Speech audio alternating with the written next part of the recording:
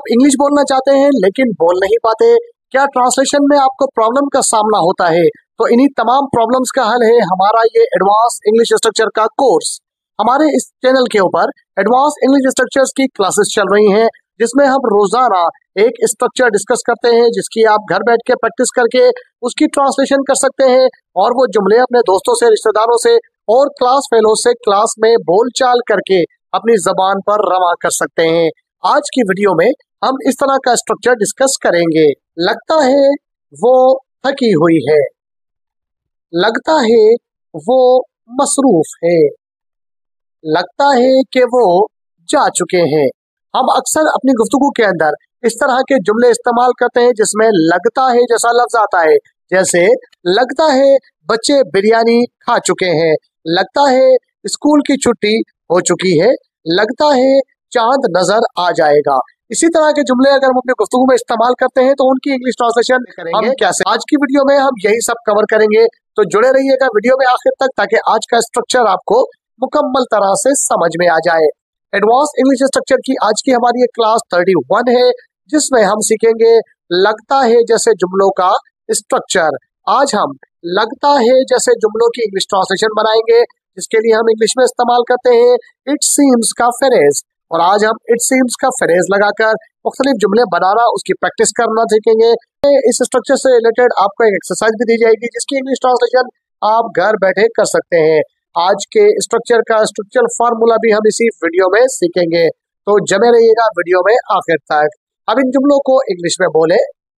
लगता है कि उसे ये जगह पसंद है, लगता है कि उसे ये जगह पसंद है। It seems that she likes this place. It seems that she likes this place. इस जुमले में it seems हमारे स्ट्रक्चर का हिस्सा है, she सब्जेक्ट है, likes वर्ब है और this place इस जुमले में ऑब्जेक्ट है। लगता है कि उसे जवाब मालूम है, लगता है कि उसे जवाब मालूम है। It seems that he knows the answer. It seems that he knows the answer. जुमले में it seems हमारे स्ट्रक्चर का हिस्सा है, he सब्जेक्ट है, knows वर्ब है और चूंकि he प्रेजेंट इंडेफिनिट के लिहाज से थर्ड पर्सन सिंगुलर है, लिहाजा हमने know के साथ s का इजाफा कर दिया है। the answer इस जुमले में ऑब्जेक्ट है।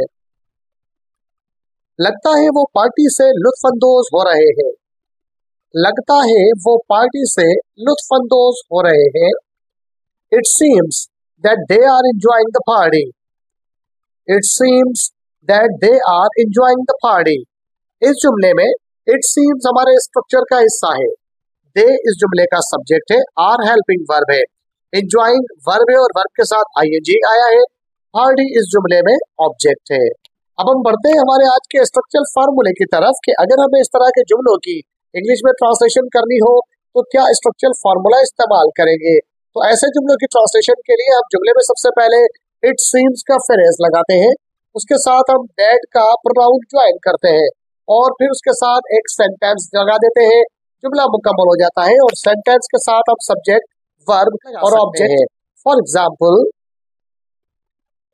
It seems that she is upset. It seems that she is upset. इस जुमले में इट सीम्स हमारे स्ट्रक्चर का हिस्सा है, दैट वो प्रोनाउन है जो इन दोनों हिस्सों को आपस में मिलाएगा। दूसरा हिस्सा पूरा एक सेंटेंस है जिसमें शी सब्जेक्ट है, इज हेल्पिंग वर्ब है और अपसेट इस जुमले में एडजेक्टिव है। It seems that she is upset, ऐसा लगता है कि वो परेशान है। लगता है कि वो सच बोल रहा है, लगता है कि वो सच बोल रहा है। It seems that he is telling the truth. It seems that he is telling the truth. इस जुमले में it seems हमारे स्ट्रक्चर का हिस्सा है, that वो प्रोनाउन है जो बकाया हिस्से के साथ इसको जोड़ रहा है, he सब्जेक्ट है, is helping वर्ब है, tell वर्ब है और उसके साथ ing आया है, the truth इस जुमले में ऑब्जेक्ट है।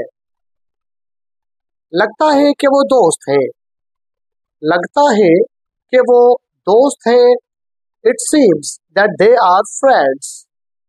It seems that they are friends.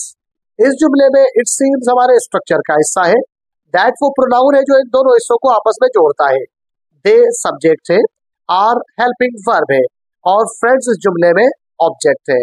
अब हम बढ़ते हैं हमारी आज की एक्सरसाइज की तरफ, लेकिन एक्सरसाइज को डिस्कस करने से पहले ये याद रखिए कि आज हमने स्पोकन इंग्लिश स्ट्रक्चर की क्लास 31 कंप्लीट की है, जिसमें आज हमने सीखा है इट सीम्स का स्ट्रक्चर। इट सीम्स का उर्दू में मतलब होता है ऐसा लगता है। हम उसके साथ दैट का वर्ड लगा के का इजाफा कर देते हैं और पूरा मुकम्मल स्ट्रक्चर बनता है ऐसा लगता है कि। ये जुमले हम अक्सर अपनी गुफ्तगू में इस्तेमाल करते हैं, लिहाजा ऐसे जुमले सोचिए, उन्हें इंग्लिश में ट्रांसलेट कीजिए, अपनी गुफ्तगू में इस्तेमाल कीजिए, दोस्तों के साथ इस्तेमाल कीजिए, बातचीत कीजिए, क्लास फेलोज के साथ गुफ्तगू कीजिए, ताकि ये स्ट्रक्चर आपकी ज़बान पे रवा हो जाए और आपको जुमले भी मुकम्मल तौर पर समझ में आ जाए। और when you will be speaking in English you will not feel any kind of difficulty while translating such types of sentences. आज की एक्सरसाइज ये है, लगता है कि वो थकी हुई है, लगता है कि वो मसरूफ है, लगता है कि वो जा चुके हैं। इन जुमलों की इंग्लिश ट्रांसलेशन आप मुझे कमेंट बॉक्स में बता सकते हैं। घर बैठे और फ्री में इंग्लिश सीखने के लिए हमारे चैनल को सब्सक्राइब कर लीजिए। अगर आप ऑलरेडी हमारे सब्सक्राइबर हैं तो इन जुमलों की ट्रांसलेशन करके आप मुझे कमेंट बॉक्स में बता सकते हैं। 10 मिनट आप हमें दें और हमारी गारंटी है कि आप बहुत जल्द इंग्लिश पे अबूर हासिल कर लेंगे। अपना और अपने चैनल का ख्याल रखिएगा। मिलते हैं अगली वीडियो में। टिल देन, अल्लाह हाफिज।